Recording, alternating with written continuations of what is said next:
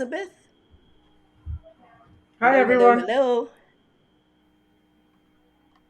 It's still doing the countdown. So you and I will chat a little bit until we get in here. Do you see Pat there in the I see Pat's comments. Okay. Yep. Hi, Pat. All right. What we are going to talk about today is going to be all right. Can you see that, Elizabeth? No, You can't see anything on the screen, the presentation? I just see you. Oh my gosh. While you're looking for that, what are you drinking tonight? What do you have to drink? Me? Yeah, I'm having a little Cabernet. I had a very, very, very long day. I hear you. A very long social work day. I do drink tea all day, though. All day long. I have this tea and I have my nice little Sisterhood of the Lawn mug here. But there's a tea.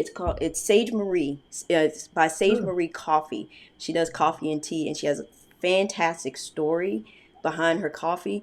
But I don't drink coffee. I fell in love with this tea. I This is mean, her very blends are just fantastic, and this is very calming. So, okay. Gotta check it out. I love tea. I love tea. okay, so you can see everything now. Yep. Sweet. There we go. Awesome. I think in the last one that we had, you all said you wanted to talk about like winterization and everything. So what we're going to talk about here is we have another Facebook user. We're going to go ahead and talk about pre-emergence. We're going to start off with that. Fall updates. I'd like to hear what you guys have experienced this season. Elizabeth and I are going to talk about what we've experienced this season. We're going to talk about cleanup, which is apparently Elizabeth's specialty. And we're going to go ahead and finish this off with talking about fall fertilizer. And yes, there is the Simple Lawn Solutions giveaway, so we have that to look forward to as well. Starting off here with pre-emergence, and Elizabeth, please feel free to chime in if you have something. I'm just kind of going to go through this a little bit. It doesn't cover every single weed in the book, but putting this down annually will decrease the amount of weeds that you get each season. Now, it's not something that you typically have to do forever. For example, the front part of my lawn, this is my third year doing my own lawn, and the front part of my lawn gets barely any weeds, any at all, because I kept it on a strict pre-emergent program. And I probably have to pre-emerge one more time, which is in the spring, and the front's probably going to be fine. The back and the side are a different story for different reasons, but the two primary types of pre-emergent that you're going to be looking for is prodiamine and dithiopyr. Now, I'm going to back up a little bit because if you haven't put the pre-emergent down yet, you may want to do it sooner rather than later because the ground temperatures are changing. Um, Actually, I'm going to look at my app right now and see what the ground temperatures are here at the moment. I'm at 56 degrees. So for me, I wouldn't be putting down any more pre-emergent. I've already done my front. So, um, and the little chart here or the bullet points here will show you like the application timing. I'm not going to read, I don't like to read PowerPoints, but you can kind of see the timing and the soil temperatures that you should be looking at to put down your pre-emergent. Um, Now, if you, and I've said this in the group quite a bit, if you overseed it, you likely won't pre-emerge. Also look at the bag. The pre-emergent bags will tell you when or if you can do an overseed. Yeah, seed and pre-emerge. So you got anything there for that, Elizabeth? So for me, I last year was the first year for me to put the pre-emergent down Mm-hmm. because it was new sod. I guess yeah, it was new sod. So I did pre-emergent in the fall. I didn't oversee because I didn't know what I was doing yet. Huh? So I Yep. did the pre-emergent. That really helped out. I did have a little patch of hoa, and I just kind of carved that out like a pumpkin and took it Mm-hmm. out, and then I kind of seeded that area, and that worked out. This year, since I'm a little more advanced, I know kind of what I'm doing. I only seeded, and I did not put any pre-emergent. Okay. So yeah. hmm Well, you plan on putting some down in the spring, right? You're gonna do In the the spring, yes, I did pre-emergent in the fall and the spring last year, and okay. then in the spring I'll be doing the same. Okay. So you're gonna do probably the split application. If you're still following Alan's guide, then it's the Hmm. split application. Yes. So which do you prefer, the liquid? You like to spray it or you like to use it in the I spreader? I for the pre-emergent, I've only done granular. I haven't done liquid. I do like a lot of liquids, but I need a new pump. That's a whole nother video.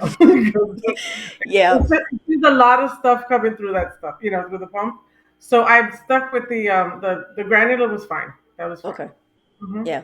I mean, what I've noticed, I prefer to spray the pre-emergent, and what I've noticed is, so for me, it's a storage issue. I have so many bags of fertilizer out there, and with the pre-emergent, it comes in this little bottle, and it's a powder, but it's water soluble.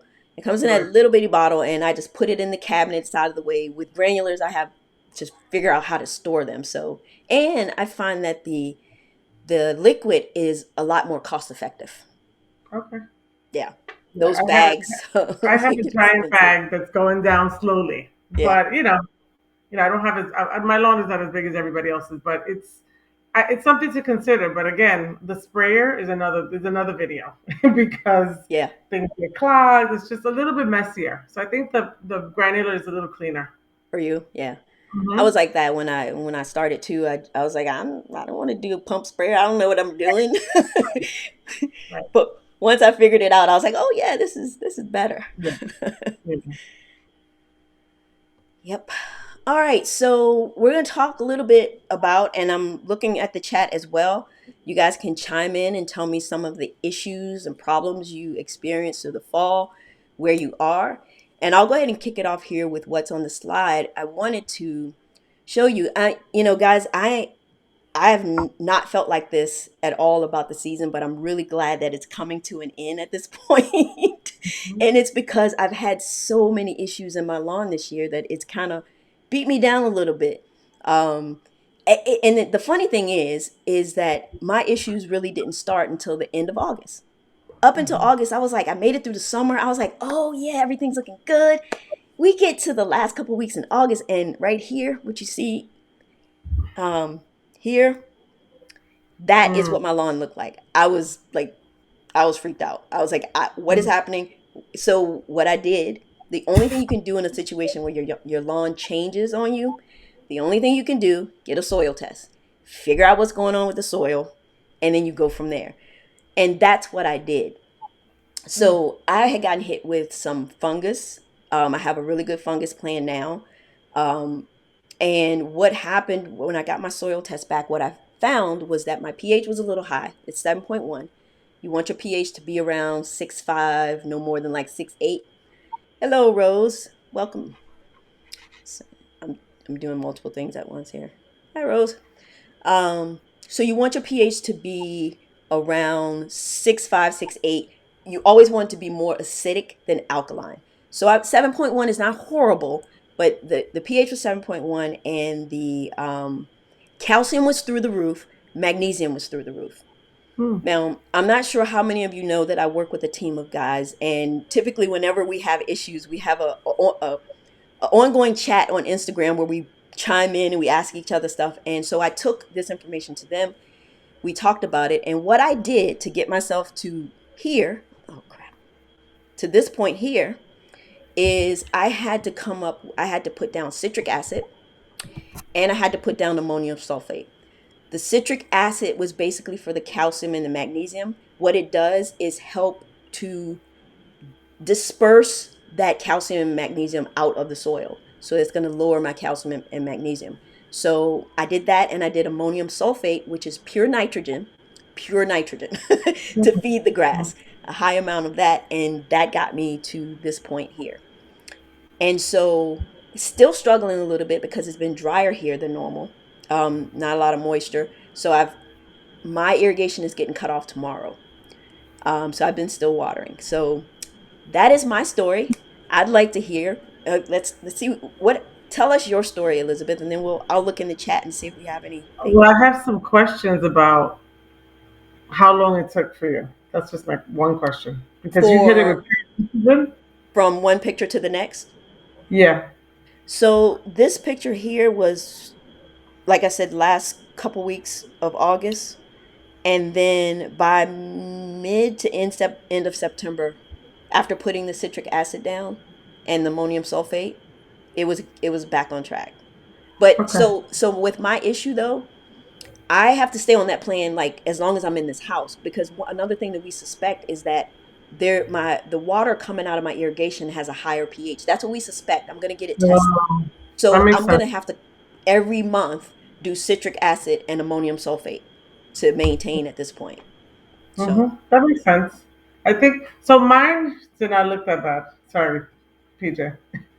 I only had I only had little patches of that. So I had like little disease patches, and I to this day I still don't even know what disease it was. I think it was red thread. It was really hot here, and I'm also all of my grass is surrounded by brick, so that's harder. But it wasn't even those areas that were they were crispy. I felt like they were crispy in those areas. And then I did the two solutions. Help me out with my names here. So I did the simple on disease. solutions. No, no, I did the disease X, and then 2 weeks Oh, later I did okay.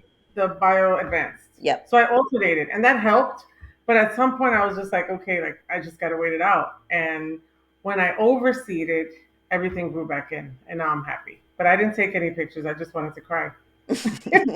And it wasn't even horrible compared to like everybody on the block, but it was still bad. Like everybody had a little bit of something, you Yeah. know. It It's was a it's it it's was a hot funny summer. because you feel that pressure to Yeah. maintain that perfect lawn. So At one point, I was like, "Wait, are people throwing things at my lawn?" Like I saw are they sabotaging you? they were just running around and just throwing grubs at my lawn, like something I didn't know. And it's hard, like when a kid gets sick, you can't really pump all this medicine into them, not knowing what's really wrong. Right. So that's how I felt. I felt like, okay, it's not fungicide, it's red thread, is it grubs? Like I didn't know. At one point, I was just like, okay, we just had to wait. Luckily, it was end of August and fall was coming, and Yeah. it was yeah. Yeah. So sometimes you gotta wait it out too. Yeah, because like you said you had the disease, and that pressure stayed around a long time this year. Yeah. Typically, you put down your last fungicide treatment for cool season.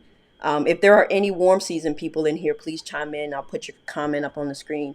But typically, right mid to end of August is the last fungicide treatment you should have to put down. I'm pretty sure I put another one down in September.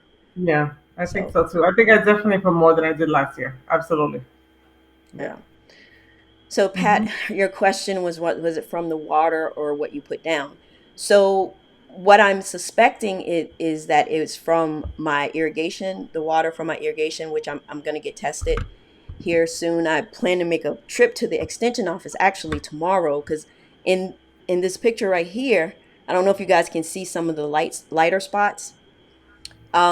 I'm pulling some samples from that and taking it to the extension office because I'm tired of guessing what it is, what I think it might be. I want them to tell me exactly what that is.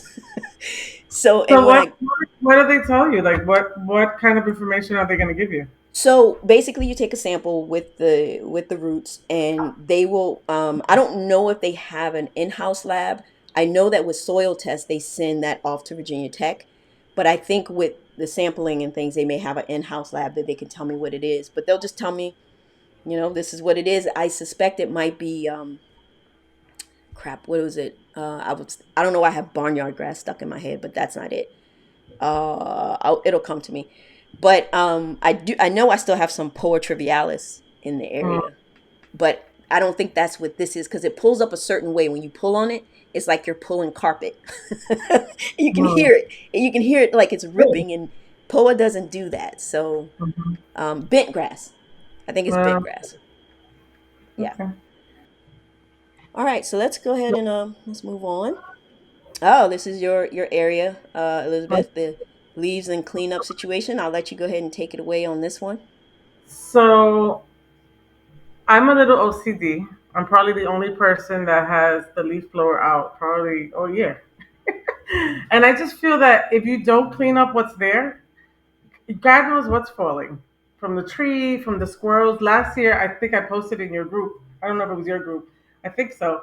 My squirrels and I, we fight all the time. They're always digging stuff, and I had a nut form a root, and it was growing. And I was like, what is this? And I went to Yeah. pull the weed. It was a squirrel nut. So I think it's really important to keep your grass debris free all the time. We've got a lot of rain this month, I'm surrounded by trees too. So I just think that's really important because you don't know what the leaves, what disease, what's being brought down onto the grass. So I'm always cleaning. Definitely. I mean, I see people across the street, other houses, they don't clean, but then look at their lawn and it makes a difference. It's sort of like you don't wash your hair kind of thing. Like there's all this stuff on top. Yeah, that's gonna Well, get to the root. well, I So can tell you why you might see that. Because it's actually better for you. It's good for you to mulch those leaves in. Now, that's if you have a nice thin layer or a few leaves around or whatever. If you had a ton of leaves falling, like behind my house, I back up to wetlands and lots of trees. So I'm trying to keep up with it, but it's impossible. I'm gonna have to rake some of them up and take them up. mhm, But I mulch in some of it because it's good organic matter for your right. grass. So if you can do that, then that's great. But if I mean, some people do it, some people don't. So another thing that we all need to start thinking about is storing our products. Hmm. I have lots, and I don't know what I'm gonna do with it. Didn't you bring them in last year to your basement? I did. I don't have a basement. I had Garage. actually stored them last year. I stored them out in the garage. I honestly don't. I've been giving away some of the product because I'm just like I don't know what But to it do. doesn't get. It's you're in Virginia, right? Yes, I am. Right. So it doesn't get as cold as it gets here. I Yes, didn't it have this. does. Yeah. Yeah, it gets cold. It gets below zero, below freezing. Mm. No, we Mm, don't get. I don't. We don't get that cold. okay. So I brought the little bit I had last year in, but now I got probably half of what you got going on. Right. I have a lot too, but I have a basement. But it's still a lot. You know, Do you want to tackle this question, or you want me to grab it? the mulch. How do I mulch leaves into my grass? You can take that because I don't Okay, mulch the leaves.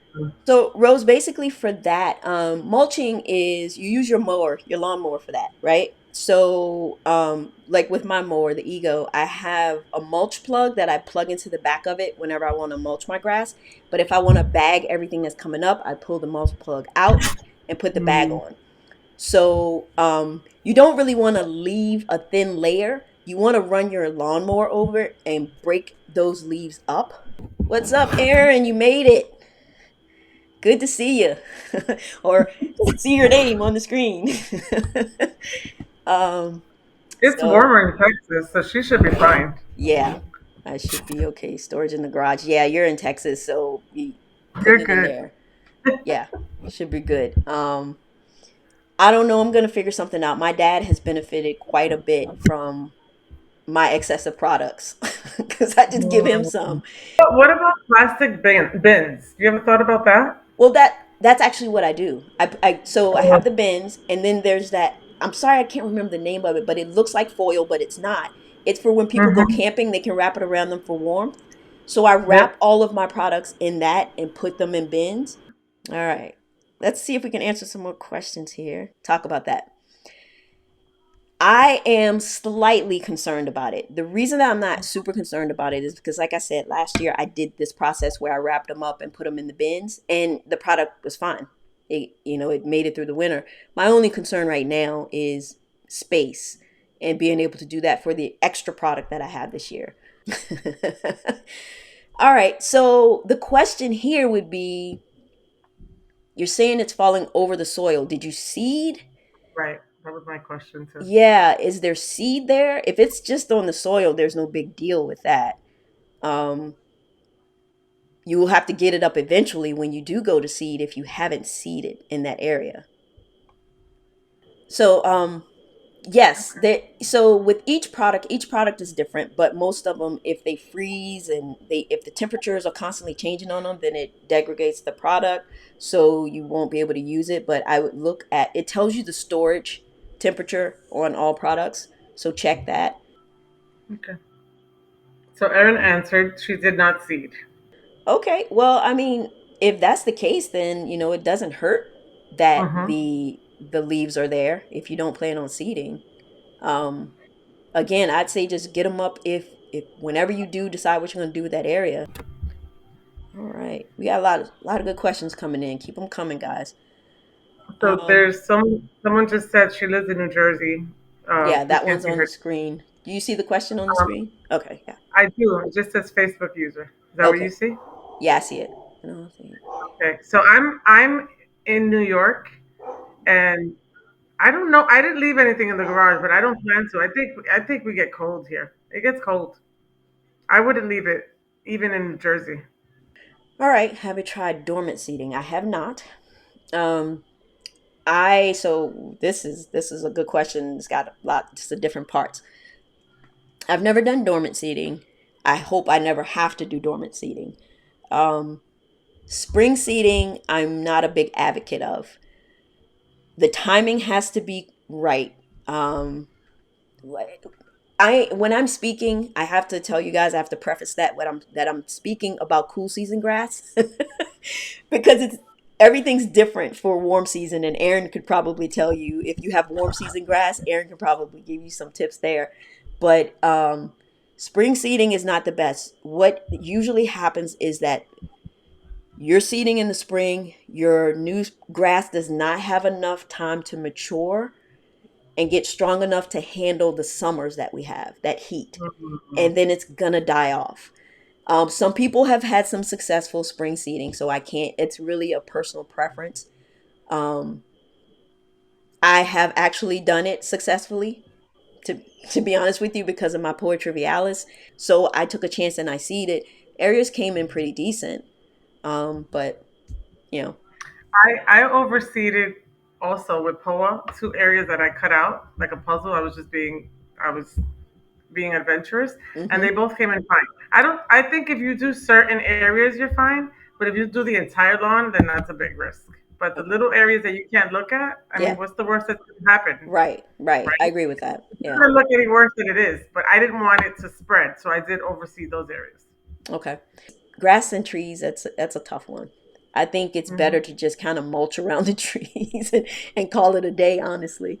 Hmm. All right, so Pat's asking about turf mechanic. I know the name, but I cannot tell you if I've seen one of his videos. She's saying that he Pre-germinate. pre-germinates seed. All right.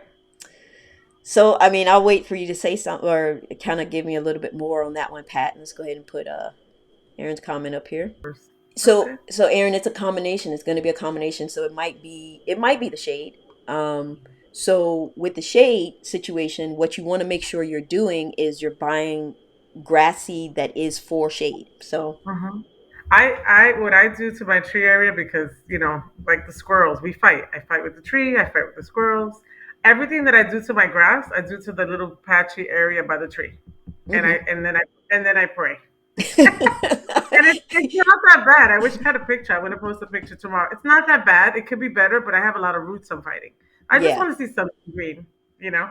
So yeah. everything that I do to the grass, I do to that area too. Hmm. All right. So Pat clarified her question or her comment. He starts to seed in tubs indoors. So I don't know what kind of grass he has. I know that like with I don't know, some people do that in the off season because they miss their grass so much. I know there's someone that I was following on Instagram last year, and it was mesmerizing because all of these seed companies were sending him all of these different seeds, and he was growing them, showing us the differences and things like that. So inside, obviously, he had something set up in his garage. But yeah, that Pat, that honestly sounds like way too much work for me. I would Yeah. do that. Yeah, I can see that. I can see that. And I know I've seen some people who actually do that, but again, that's not for me. So, That sounds a lot like a lot of work. I hmm think even seeding and protecting your seed from the birds hmm and all that's a whole nother job. So yeah. Oh, this is interesting. Let me just put Aaron's comment up here because I'm very interested to learn about warm season grass. Okay. Yeah, so warm season grass, the one thing I do understand, and correct me if I'm wrong, is that you don't overseed. You definitely don't overseed it. It just, because of the way it spreads by stolons across the ground. and it kind of repairs itself, is my understanding. Whereas cool season grass is not like that. Well, let me take that back. Let's rewind. Um, Kentucky bluegrass is like that. Kentucky bluegrass will spread out and fix, like, repair spots and things like that. And there's also now a lateral spread fescue, which is actually what I overseeded with in the back. And the reason I did that is because I constantly get spots back there in the back from the dog. So I'm hoping that the lateral spread will just fill in those spots when they show up. So we shall see. Yep, there you go. That's what I'm talking about. So I'm sorry guys, but I'm really interested in this warm season grass. So I'm assuming this person is warm season. Now, I don't know what type of grass you have that repaired itself, but I'd love to know. Guys, I finally, for the first time today, a man asked to join the group. I had to decline it, of course. I hope that doesn't cause any problems. But I was like, I felt bad declining it, but I was like, no, it says sisterhood, so sorry, buddy. All right, so now we move into the topic of fertilizing. I do want to start off, I think you all have probably heard it called winterizing. When do I drop my winterizer? That's really a marketing term, but we'll use it because it's a community term as well. So we'll use it, but I just wanted you to be aware that there's no real specific winterizer. What you're looking for when you are wanting to drop basically your last fertilizer of the season, you want something that's high in nitrogen. Do multiple drops, maybe one in September of high nitrogen and then another one in like October. Make that your last drop. The way that I did mine was in September, I dropped 3/4 pounds of nitrogen. And then again in October, I dropped my last 3/4 pounds. So I dropped a total of 1.5 pounds of nitrogen. And the grass is just eating it up. It's eating it up, storing it up. And I'm not going to drop any more. The most I will do is to spray more liquid nitrogen on it. Again, it's your choice. There are some people who wait until November to do their last drop, and then some people who do it like I did it. So that would be my recommendation. As far as the warm season, it doesn't even apply. I think with warm season grass, you pump it up with nitrogen in the summer, I believe, which is just the opposite for cool season because we're not growing. In the summer, our grass isn't growing. It's like chilling, like it's too hot. But that warm season grass loves that heat, and that's when you want to pump that with the nitrogen. So are you saying right now we should still be adding high nitrogen fertilizer? Still? No, I so mean, we're still in 65 range here in New York. so the thing is, well, your air temperature is that, but what is your soil temperature? You're probably 58. yeah, I We're, wouldn't we're like you, 58. yeah. At this point, Yeah, I think I'm at 58. you could. It depends how much nitrogen have you dropped so far for the fall. So I have to look at my journal again, but I think I did probably 4 pounds a couple of weeks ago. And Four four, is that pounds of right? nitrogen? That's a No, lot. not just nitrogen. No, no. I think from the fall to now, so within 2 months.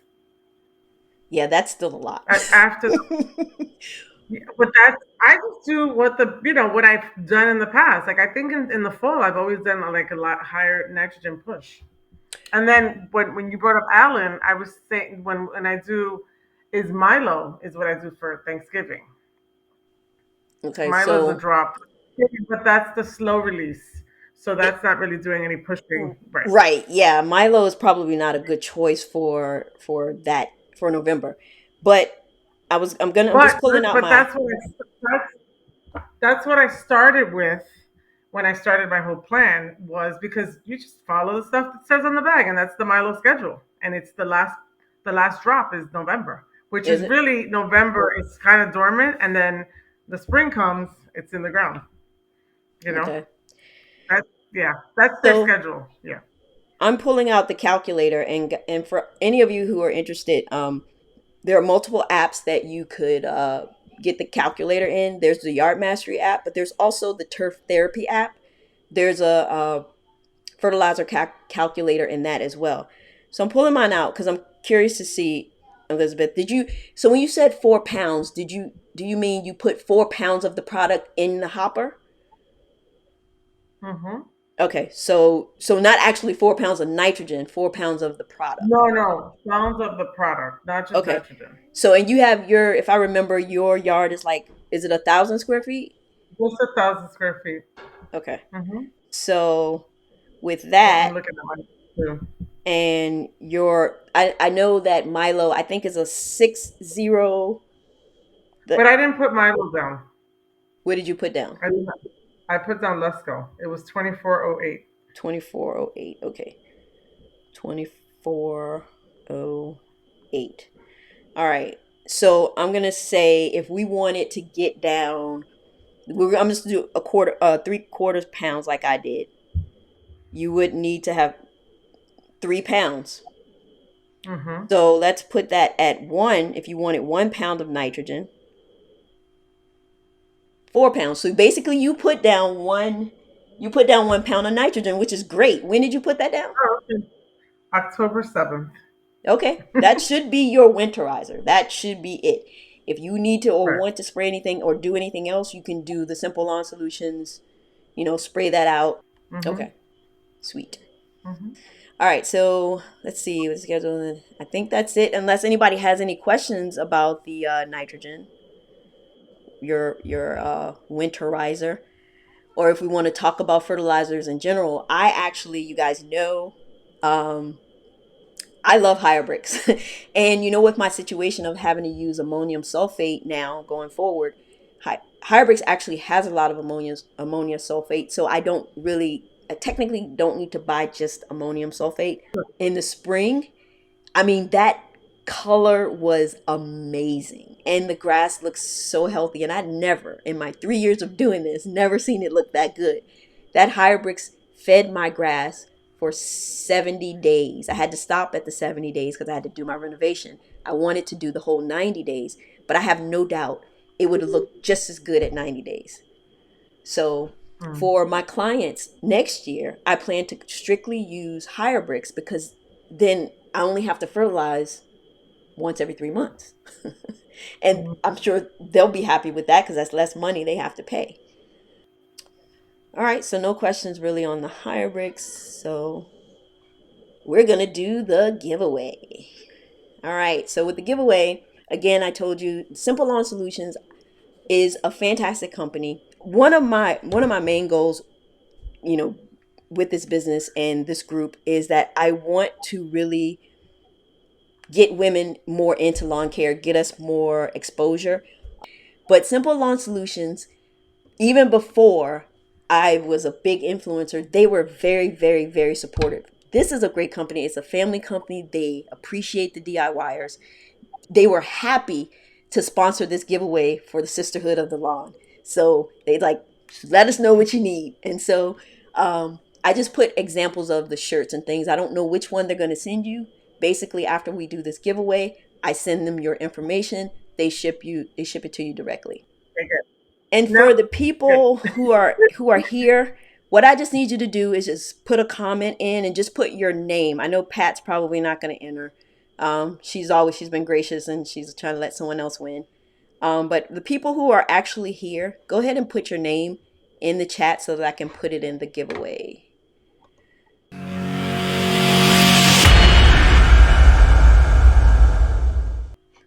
There we go.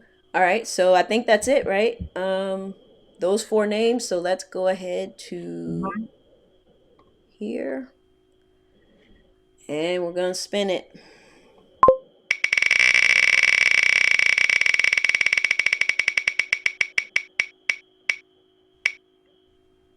All right.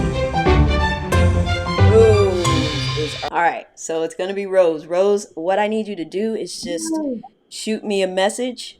Facebook Messenger works. Shoot me a message with your. I'm assuming that's her, probably her.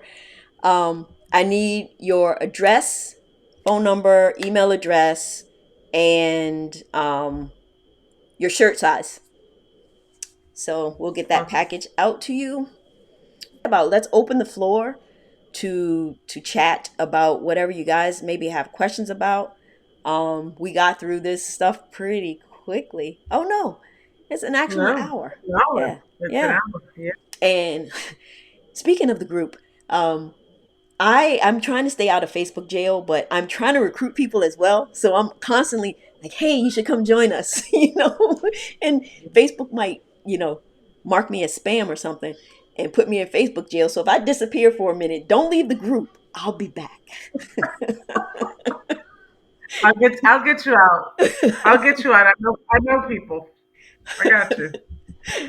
Funny. um, Pat, yes, absolutely. My grass does go dormant. Last year, my last cut of the season, of the previous season, was January 1st.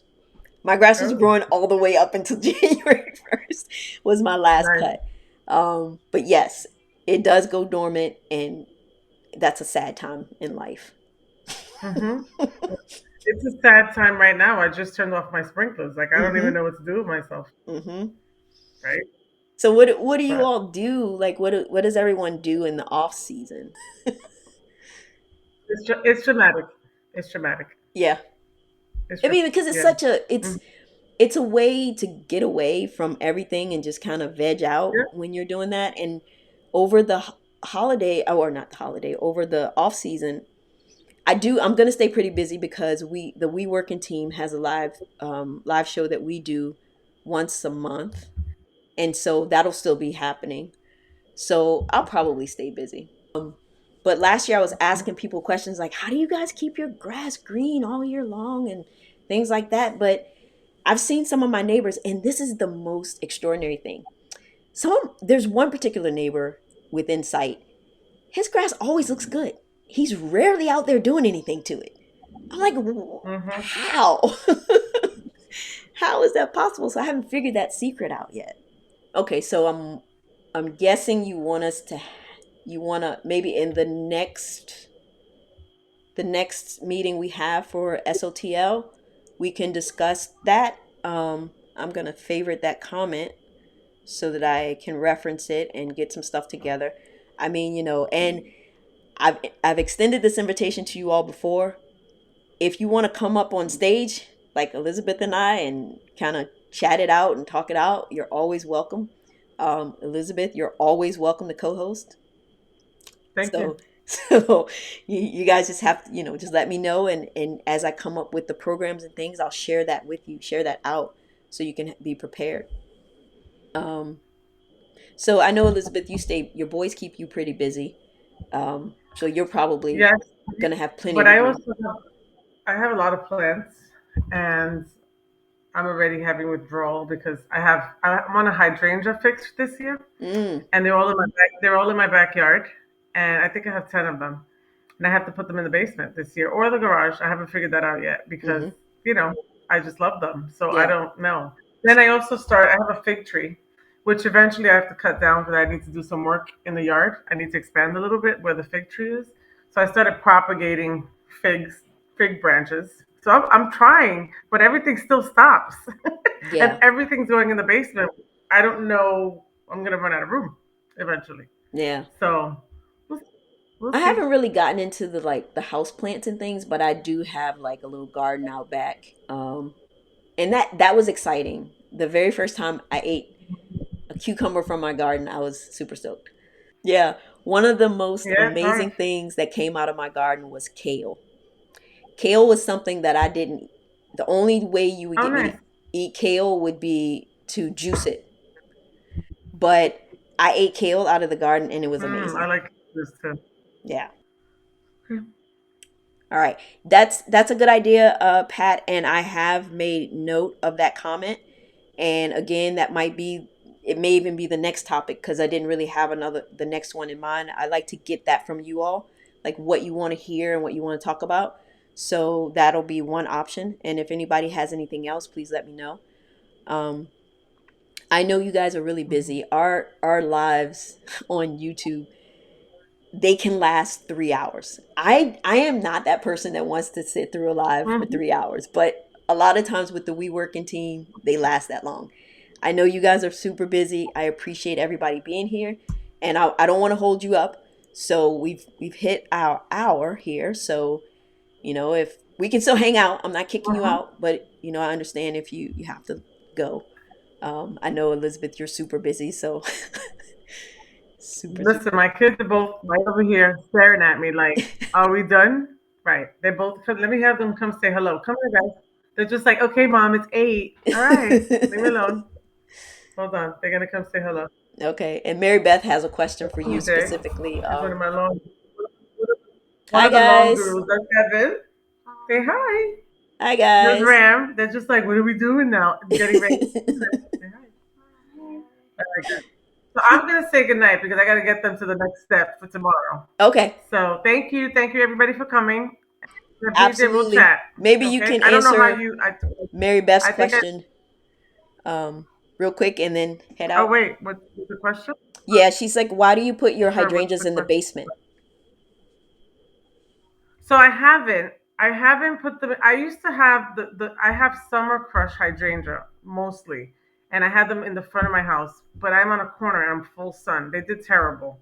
And then I joined the hydrangea group and I pulled them out and I put them in pots in the back where I have more shade and I have an awning. So they're doing great. But now I'm just reading a lot about hydrangeas and them freezing over the winter. And I don't know, I'm just terrified because a lot of them I rescued from myself, or I rescued from the Home Depot clearance department. So what I was reading was you don't want them to freeze, so you either put them in the garage or in the basement, which is a little warmer. So I don't know, Mary Beth, maybe you have some insight for me.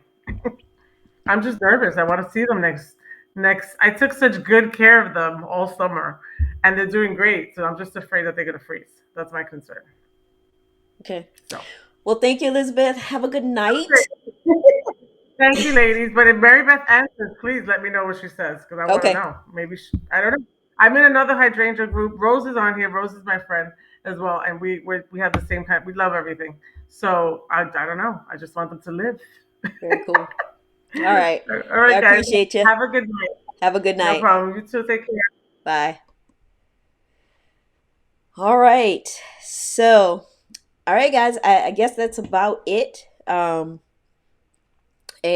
thank you for joining me again tonight. And let's chat. Keep the chats rolling in Facebook, and let's continue to talk about this even through the off season. There's plenty to talk about and plenty to learn.